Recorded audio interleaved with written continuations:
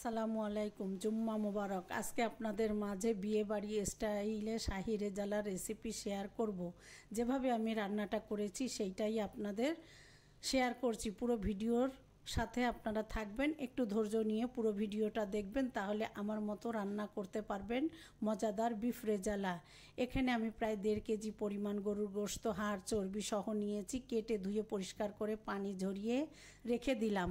এবার চুলায় একটা পাত্র দিয়ে এখানে আমি হাফ কাপ পরিমাণ তেল দিয়েছি, যেহেতু হাড় চর্বি ছিল। দিয়ে এবার আমি 2টো দারচিনি, 4টা এলাচ আর 4টা লং দিয়ে 2টো তেজপাতা একটু ছিঁড়ে দিয়ে দিলাম, সুন্দর একটা ফ্লেভার ছড়াবে। এখানে আমি 1 কাপ পরিমাণ পেঁয়াজ কুচি দিয়ে দিলাম। 1 কাপ পরিমাণের একটু কম আছে। পেঁয়াজটা দিয়ে একটু নাড়াচাড়া করে যখন 2-3 মিনিটের মতো নরম হয়ে আসলে এখানে আমি লাল মরিচের গুঁড়া দিয়ে দিলাম 1.5 টেবিল চামচ পরিমাণ মতো। যেহেতু আমাদের পরিবার একটু ঝাল খেতে পছন্দ করে, তাই আমি একটু বেশি দিয়েছি। ধনিয়ার গুঁড়া দিলাম, দিয়ে এবার খুব ভালো করে তেলের সাথে নাড়াচাড়া করে মিশিয়ে নিলাম। এবার সামান্য একটু পানি দিয়ে খুব ভালো করে নাড়াচাড়া করে নিচ্ছি, যাতে আমার মশলাটা পুড়ে না যায়। এবার একটু নাড়াচাড়া করে নিয়ে এখানে আমি আদা রসুন একসঙ্গে বাটা দিয়ে দিলাম 2 টেবিল চামচ পরিমাণ। আদা রসুনটা আমি একসঙ্গে বেটে সংরক্ষণ করি, সেখান থেকে দিয়ে কাঁচা গন্ধটা যাওয়া পর্যন্ত আমি ভালো করে মশলাটা কষিয়ে নিলাম। আর এই পর্যায়ে তেলটা যখন আলাদা হয়ে এসেছে, এই পর্যায়ে আমি যে গোশতটা কেটে ধুয়ে পরিষ্কার করে রেখেছিলাম এটা এবার একে একে দিয়ে দিলাম।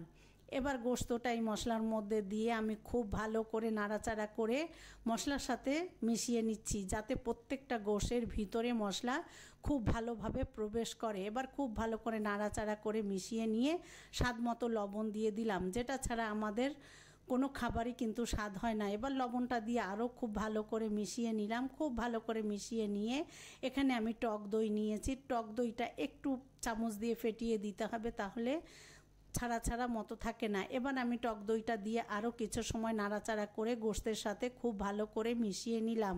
আর এমন করে নাড়াতে হবে যাতে প্রতিটা গোশের ভিতর সমস্ত মশলাগুলো প্রবেশ করে। এবার ঢাকনা দিয়ে আমি লো হিটে প্রায় 5 থেকে 7 মিনিট নাড়াচাড়া করেছি।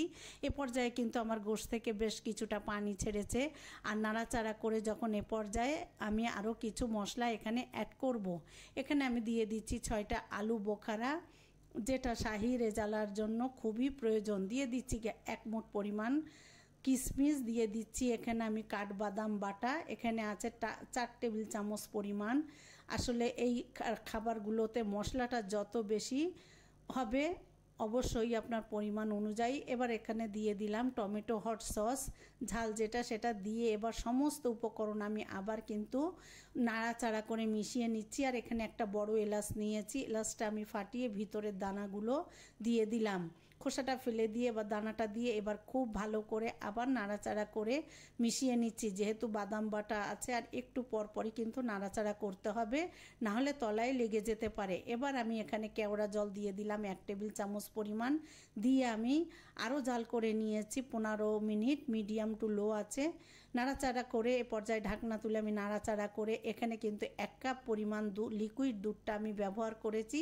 হাতের কাছে আপনাদের যে দুধটাই থাকবে, গরুর দুধ, গুঁড়োর দুধ যেটাই হোক, ইনস্ট্যান্ট বানিয়ে দিয়ে দিবেন। এবার আমি দিয়ে দিলাম, দিয়ে আবার নাড়াচাড়া করে মিশিয়ে নিয়ে আর এখানে আমি 4টা কাঁচা ঝাল একটু পিছনটা একটু ফাটিয়ে দিয়ে দিয়েছি, যাতে সুন্দর একটা ফ্লেভার অ্যাড হবে, কিন্তু ঝালটা কিন্তু এর সাথে মিশবে না। এবার আমি ঢাকনা দিয়ে জাল করে নিয়েছি তেল উঠে আসা পর্যন্ত।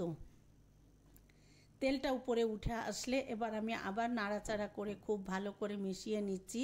আর এর মাঝেও কিন্তু আমি কয়েকবার নাড়াচাড়া করে দিয়েছি অফ ক্যামেরায়। এখানে আমি 2 টেবিল চামচ পরিমাণ ঘি দিলাম। এ পর্যায়ে কিন্তু আমার চুলাটা অফ করে দিয়ে আমি ঢাকনা দিয়ে আরও 20 মিনিটের মতো চুলোর পর রেখে দিয়েছিলাম। আমার বিফ রেজালার ফাইনাল লুক, আলহামদুলিল্লাহ। এই রেজালাটা সাদা পোলাওয়ের সাথে যে কি অসাধারণ। আজকে আমি রান্না করে আমার পরিবারের মাঝে মটরশুঁটি দিয়ে মটর পোলাও রান্না করেছিলাম, তার সাথে পরিবেশন করেছিলাম। শুকরিয়া আল্লাহর দরবারে। যদি ভালো লাগে আপনারা এভাবে রান্না করে খেয়ে দেখবেন। আর এবার আমি একটু পরিবেশন করে দেখিয়ে দিচ্ছি। উপর দিয়ে কিছুটা আমি কাঠবাদাম কুচি দিয়ে দিলাম, আর আমি ইনস্ট্যান্ট মাওয়া তৈরি করেছিলাম সেটা দিয়ে দিলাম। আসলে ডেকোরেশনটা যার যার ইচ্ছা মতো, আমি হাতের কাছে যেটা ছিল সেটা দিয়েই করে আপনাদের দেখিয়ে দিলাম। পুরো ভিডিওটা দেখবেন। আমার বিফ রেজালাটা কেমন হলো কমেন্টের মাধ্যমে জানাবেন। জানাবেন। সবাই অনেক বেশি ভালো থাকবেন আর সবাই সবার জন্য দোয়া করবেন। আসসালামু আলাইকুম।